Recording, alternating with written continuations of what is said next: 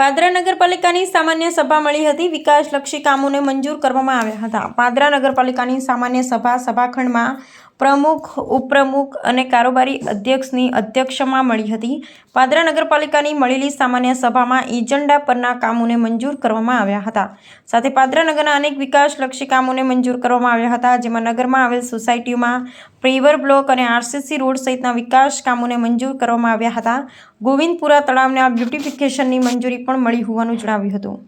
સૌથી પહેલા નગરજનોને દિવાળીની શુભકામના, નવું વર્ષ સારું જાય એવી પ્રભુને પ્રાર્થના।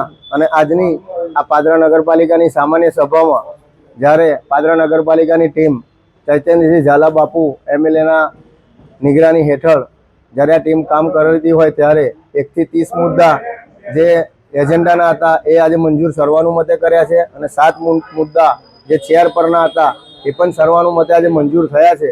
અને દિવાળી બાદ 39 સોસાયટીમાં જે પેવર બ્લોક અને આરસીસી રોડનું કામ એનું ટેન્ડર સંપૂર્ણપણે પૂરું થઈ ગયું છે। એ કામ ટૂંક જ સમયમાં ચાલુ થશે।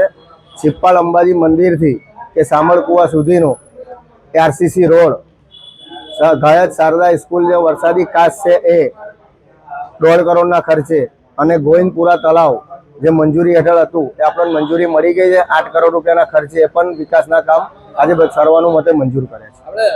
અત્યારે ગટર નાખવાનું ચાલે છે વોર્ડ નંબર 3 માં। હા, એ લાઈન પર પછી રોડ બનાવવાનું કઈ? એ લાઈન પર પ્રોવિઝન લીધું છે। 35 લાખ રૂપિયાના ખર્ચે ગટર નખાય છે અને ત્યારબાદ થોડું પાણી નાખી અને એની ઉપર આરસીસી રોડ તરત જ બનાવવામાં આવશે। પીએમસીની સામાન્ય ચૂંટણી માટે મતદાનનો દિવસ હતો। કુલ 10 બેઠક માટે 20 ઉમેદવારો હતા અને મતદારો 651 હતા, સોરી 661 હતા। 661 મતદારોમાંથી 651 મતદારોએ મત આપ્યા છે અને આવતીકાલે આપણે મતગણતરીનો દિવસ છે।